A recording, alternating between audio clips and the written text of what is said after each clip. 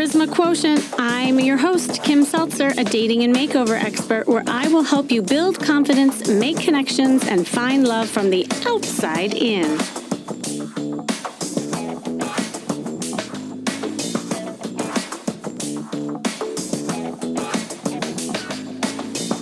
Wonder how to attract that perfect partner and make them fall in love with you and crave you. I mean, you hear this a lot, you want your date to see you over and over again. You might see this in the movies or even with some friends who do it so easily. So what is it that they do that maybe you don't do that creates that attraction factor instantly? Now, I will say that overall, people's desire for one another has a direct correlation to how comfortable each appears in their own skin and how solid they are in knowing themselves. And it could take something as simple as putting on a pair of heels to gain that sexy swagger, or smiling at a woman in a coffee shop to initiate conversation, or being at ease and enjoying a date. When you feel confident, you attract love in your life. I know this sounds so simple, yet it can feel really hard. Many people come to me saying, Kimmy, I don't know what it is. I never feel the chemistry on dates. It's hard for me to really feel something. Or I never get past the first date. Or I wish I could be that person that just walks in somewhere and commands the room. I'm never that girl, or I'm never that guy. Well, I am here to say that it's all possible, and it's exactly what I teach. And mostly what we are talking about here is learning to be more charismatic and confident, which, based on research, says is something that is learned. That's what really excites me about this, because that means I can teach it at any age. Now, I've seen it. I've seen an 85-year-old woman learn it when she picked up a guy at a bar during her coaching session. I've seen it where a divorced man, and this is most recent, in his 60s, who always was considered the nice guy and fell into the friend zone, got injected with a little edge in his style and sex appeal with his body language, and ended up talking to a bunch of beautiful women who found him attractive, which never happened to him before. Now, one beautiful example I just wanted to highlight of this was when I was working with a woman who never could get past the second date. Actually, no, not even the first date. Now, when I think about it, but whatever it was, she wouldn't progress. It'd be one or two dates and just things would just die. And part of her reasoning was that she wasn't really attracted to anyone and that dates always bored her.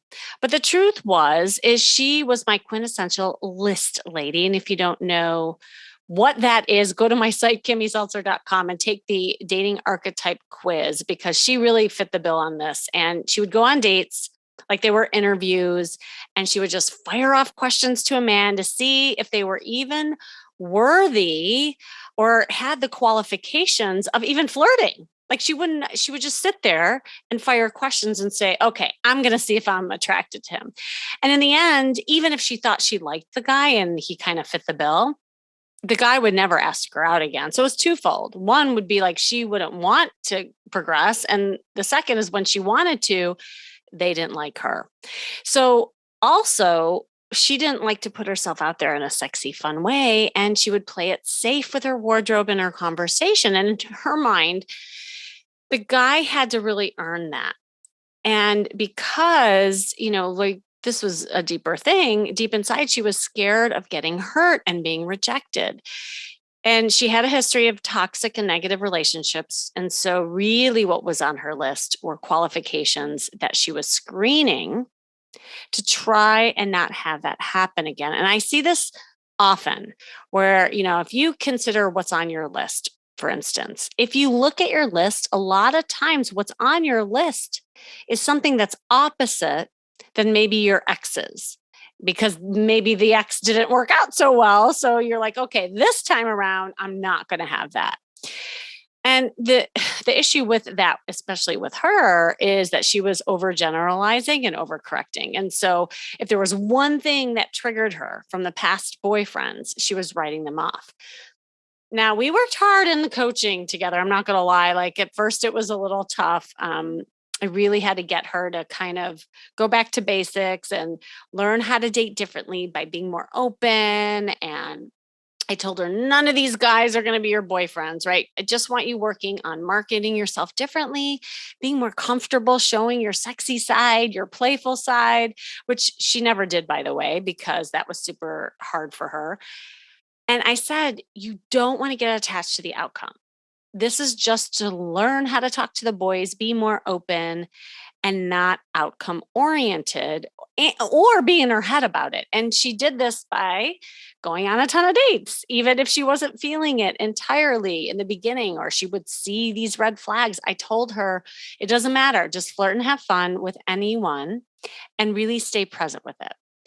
I also had her practice going on errands in bright colored dresses and embrace being seen. Now, she did not like this because she always wore black. Amazingly, she started getting asked out a lot. Like she would be out and about, and men started noticing her. And even online, like she was definitely getting asked out. And after she would go out on dates, people would ask her back, and she was open to being asked back. And throughout the process, she couldn't believe the difference. And in the end, she landed a great guy who initially, by the way, she didn't think much of. She wasn't that attracted to him, but she decided, she's going to be open. She was more fun, present, and she ended up really connecting with him. And things slowly blossomed into a beautiful emotional connection with, guess what? Physical chemistry in the end. I see this over and over again. You can learn how to let go, be more charismatic, and get people to crave you. You just need to practice some fundamental skills. Now, this is different for everyone depending on where you're getting tripped up. And this is very important. It's important because when you feel sexy and comfortable with yourself, you will be more appealing to others. You won't feel the fear of rejection or getting hurt because you'll be more present with each interaction without expectations. Now, I know what you're thinking. Kimmy, you make it sound so easy. You're always throwing, oh, just have fun. You'll be fine. And maybe you're thinking that you are the type that isn't really fearful, but rather never learned how to be more charismatic or learned how to be socially confident and sexy. But the reality is that you can learn this. And if you don't, you will stay stuck in the friend zone. I guarantee you will never feel the chemistry on dates, or you will remain in your protective shell living in fear. I see this a lot when people are fearful of pulling the trigger and coaching or not doing the homework or kind of getting in their own way. And again, we always go back to what we know and what we're comfortable with. Well, what you know and what you're comfortable with isn't helping you progress, then you will stay the same. But you can learn how to let go and be more charismatic to get people to crave you. You just need to practice some fundamental skills. So I want to go over some tips. And there is a secret formula for attraction that when implemented, you'll start attracting potential dates like a magnet, and your date will ask you out again and again. All right, you ready for your notes? Okay. And obviously, again, there might be some things that I say that you're really good at, and maybe there's some areas that you need to fine tune, but whatever that is, if one thing that I say feels really hard or something that you've never tried, that's the one that you should be working on and practicing. All right, number 1, this is really important. Enrich your life and be active.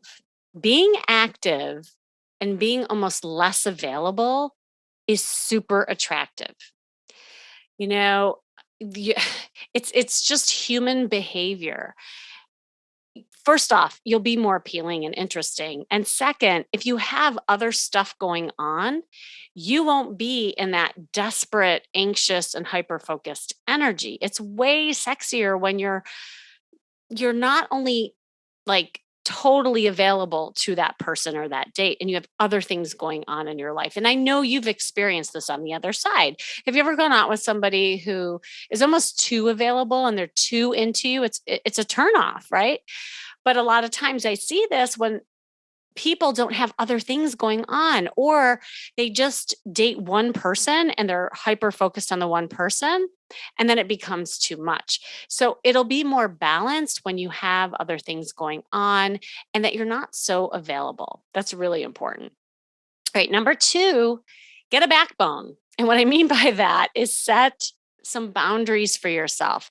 Make your date earn you. Be clear in your convictions, which conveys confidence. And you're going to get to see if your date really listens and responds to you. And by the way, you can be sexy about it. A lot of times people say, "Well, I don't want to be a bitch, or I don't want to be an asshole," and just say like, "Oh, I don't want to do that or this." It's not really that. If a date wants to take you to sushi and you don't really like sushi, instead of saying, "No, I don't want to go to sushi," like that's hardball boundaries. That's not very sexy or appealing. You just sound controlling and demanding. But saying, "Actually, what I really prefer is Mexican. And if we end up with a margarita, you'll have me at hello." Having just that playfulness and lightness when you do ask for what you want and need will be well received. There's also different phases in dating. A lot of people don't think about this. And that means taking your time, pacing things out so that you don't give too much away of yourself too soon, too fast. People respect others who are able to set boundaries and set the pace of things and the tone for what is expected from them. And it sounds so simple, but let go of that urgency of finding that perfect partner right away and just like going at it. Avoid being too available. It's like I was saying before, and eager and easy. Instead, ignite the pursuit and create intrigue and mystery so that your date wants to know more and more of you. That's why I tell people all the time, don't go on these like marathon dates in the beginning. That's another mistake I see. People will go on like a 5 to 6 hour tour of each other on a first date, and then there's nowhere to go at the end. Do like an hour date, you're meeting for a drink, just it's a meet and greet, get to know. You drop enough little flirt bombs to have the date really be intrigued by you so that they want more. That's also the pacing and setting boundaries for yourself. Plan something else after your date so that you're not like tempted to stay there if that's really hard for you. So that's another trick. All right, the third thing is understanding the simple attraction skills using my magical formula of the 3 F's. I have mentioned this before, but I want to go through it again in a different way because within number 3, there's kind of the 3 F's. Getting people to like you is a skill. You can get better through practice. So it's really knowing the attractive body language, how to flow in a conversation, nailing that trust factor. Those are all key factors to people liking you. The likability factor in getting people to find you attractive and wanting you more is so important. And at the end of the day, and hear me out, this is super important. It's not about what you know, it's about how a person feels when they're with you. And if you zone in on the 3 F's, it's a great way of just being more aware and getting started, especially when you're out there for the first time in a social event or on a date. The first F is fashion. I talk about this all the time, but I'm gonna just hone in on this because even though a lot of times people say, "Oh, I have some good clothes, I'm fine, I can get by." I don't want you to just get by. Really dress the part, buy intentional dating costumes so that when you do have a social event, you do have a date, that you have things to pull that's different than the other parts of your wardrobe. Market yourself in the best, most attractive version of you. So if you're anything like my clients and you might have an event and you say, "Oh my gosh, what the heck am I going to wear?" And figuring out how to dress for your date may not be easy for you because maybe it's not something you focused on. But if you dress in a way that makes you look and feel confident, at least you know that you're on the right track. Here's some like quick tips. If you're a woman, your primary focus should be to dress in a feminine way that honors your beautiful figure when choosing your outfit. Keep that in mind, and men will love it. Like they love dresses, skirts, jewelry, heels. They love anything that's just like feminine, and they do like the nails. They do like makeup, but don't overdo it. Anything that, kind of makes you also feel in your feminine, that will really transcend in your body language to it. The way you move in the clothes will help you too. So your goal at the first encounter is to appear mysterious, feminine, and approachable. Make sure you're not showing too much skin, dressing provocatively. Remember, the sexiness is part intrigue, curiosity, so less is better. Not less clothes, by the way, if that's what you're thinking. Let, just make it so that there's a little peekaboo or something that the guys say, "Ooh, I like that. I want to see what else she has." Now, for the men, oh, you men, okay. I love you dearly if you're listening to this. And I love doing manovers because you are all about the two E's, what's efficient and effective. And when I do manovers, usually it's so easy because I will tell a man, you look good in this. And they say, oh, well, if you like it, I'm sure other people will too. I'll take five, But a lot of times men don't pay attention to the way that they're dressed. So your goal is to present in a way that's polished, successful, and stuff that fits you. I think this is the biggest culprit that I see with men and their mistakes is they wear things too big. So when's the last time you went shopping? Are your jeans ginormous on you? This is a lot of oh my god, I can't tell you how many like men that, they have a decent style, and just by changing their jeans, it changes their entire look. So update your look. Don't wear, the graphic t-shirts that you wore in college or the acid wash jeans, although I think that's coming back. You know what I mean? Basic, essential, sexy pieces that makes a huge difference because we women do pay attention. We do pay attention to that and we find it super attractive. All right. So that's the first F is fashion. The second is fun. Fun, fun, fun. Keep it light. Keep it exciting. First date should be playful, fun, and interesting, where you leave your date wanting more. Avoid heavy conversations, talks about politics or religion, or bland Q&A sessions that don't create any kind of connection. The key is to be in the moment, be authentic, and come across almost like you are a kid. Be in a curious state. I love curiosity because it's so authentic. And the more curious you get with your date, the more connected they will feel. Avoid prefabricated lines, which come across as stiff and insincere. Your banter should be light. It should be fun, personalized, and really like sharing stories. I think that especially now, and as we're all experiencing post pandemic, or just like with the seriousness of the world, everyone has gotten really serious. So even if, you were fun before, that sense of fun might have been lost. So I highly recommend all of you to get into some activity that brings out the child in you, the playfulness, because that is so attractive. And when you're just more playful and fun, your date is going to want to see you again.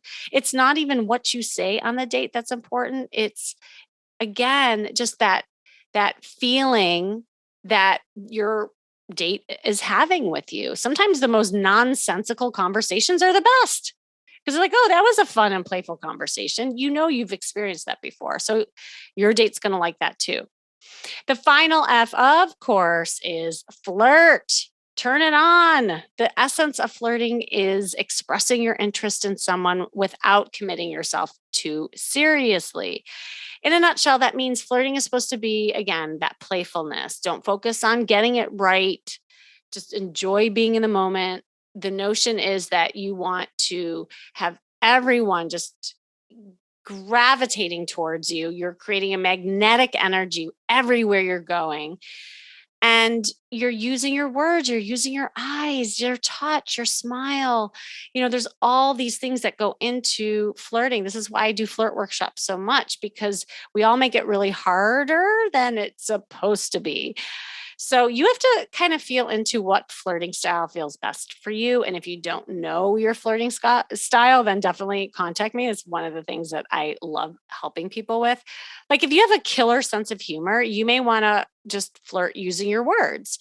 If you have stunning eyes as a woman, you may want to play it up with, the 3-second rule that I teach a lot, or with your makeup and be more deliberate with your eye contact. And really, like with that, pay attention to the signals you send. 93% of communication is nonverbal. So, what you say isn't even as important as how you present yourself. So, for instance, ladies, guys are constantly looking for women to give them the come hither, come talk to me signal vibe because they're terrified. And keeping that in mind, your overall goal is to use your feminine body language to show him that you will say yes if he comes and says hello. Both sexes have responsibility and approachability. And what I'm finding out there, because I'm starting to do like in person coaching again, is that we're all at a stalemate because women have the RBFs on, the resting bitch faces on, and they're cackling in the corner with their girlfriends. And men are scared to approach, and women are getting mad at the men because men aren't alpha enough to approach them. So everyone's blaming everyone, yet nobody's meeting anyone. And so what that means is that if you, with intention, just make yourself aware of your surroundings and send those signals to people around you, that's half the battle, right? Just seeing who's in the room and saying hello to people. It's so simple yet so effective. All right. Again, that could be a whole other podcast, of course. And finally, so we got the 3 F's, right? Finally, I just want to extract a little bit more about the communication and conversation piece and really expressing who you are. Many people complain that the conversations get boring or one sided when meeting for the first time. And there are things you can do to change that by simply looking at what you are offering and how you're communicating. Avoid asking a million questions of the man. This is something that I would talk to my client about last night. In fact, she says, I know because I get a little nervous. I just start firing questions and I don't pause or I insert myself or contribute. And so then I walk away feeling bored. But a lot of that was like something that she built up as a protective mechanism.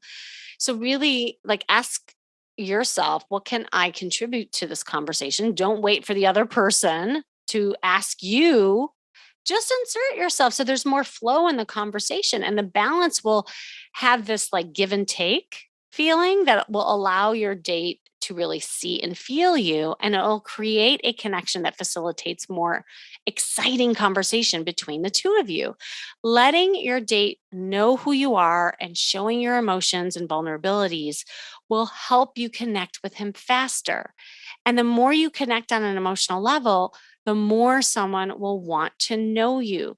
Now, what my client asked about last night, and I want to share with you, is that she's always been told and she's been scared to be kind of like too much when meeting somebody. She didn't want to like reveal too much of herself or be vulnerable. And what I said to her, and what I want to say to you is that being vulnerable isn't TMI. It's not like saying, hi, let me tell you about my mother or my horrible day. It's not war stories. It's not complaining about something that's awful that happened to you today. Being in your vulnerable is expressing your passions, things that excite you, how you feel about something. Rather than just saying, thank you very much for this wine, saying, oh, I love Pinot Noir, and tell a little story of the last time you had Pinot Noir and what happened to you.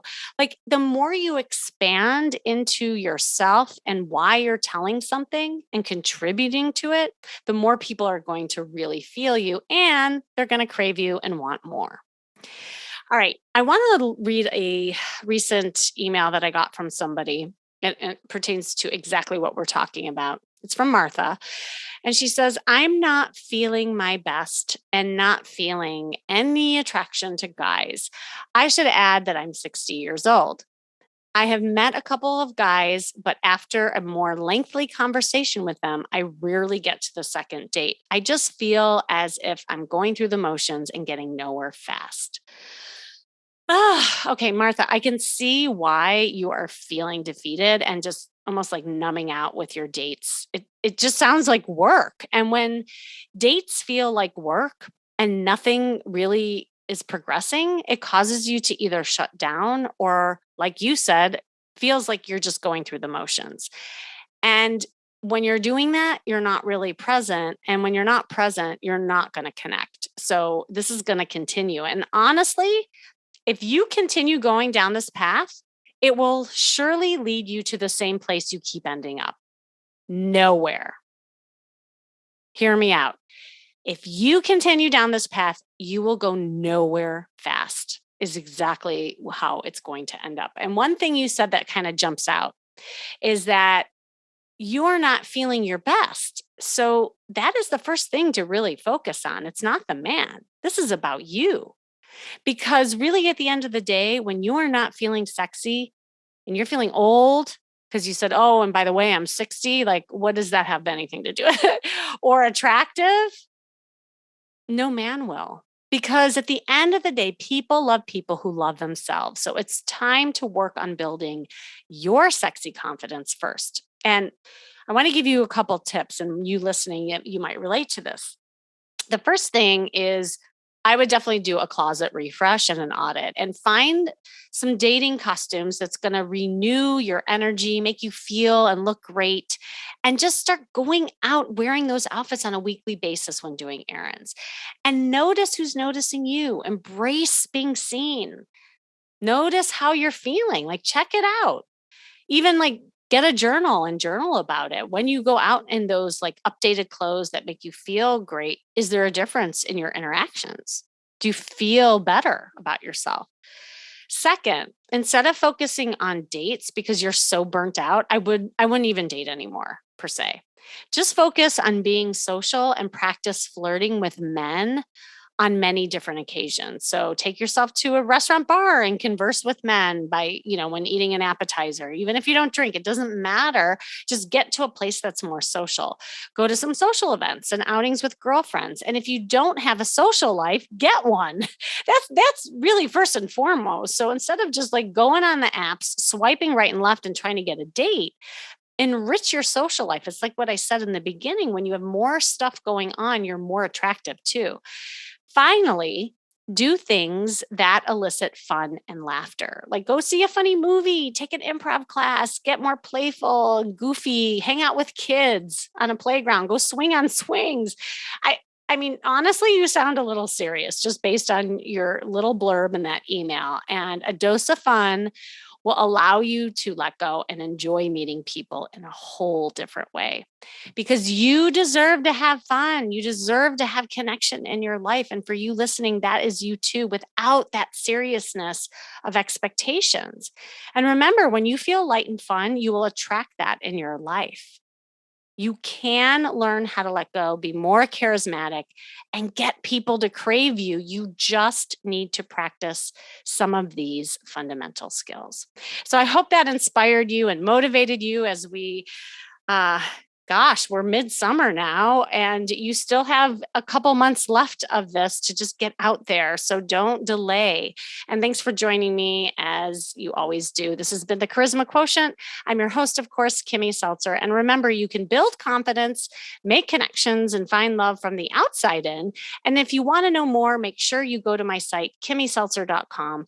And if you are having a hard time getting your dates to crave you or even getting dates, hop on a call with me to help you map out a plan to do so. And I will get you feeling more dating confident. Just click the link you see in the show notes to schedule that. And who knows, that one call, and as it has happened to many, many of my clients, that one call could change the entire course of your life. And remember, working on you is working on your dating life. That's all for now.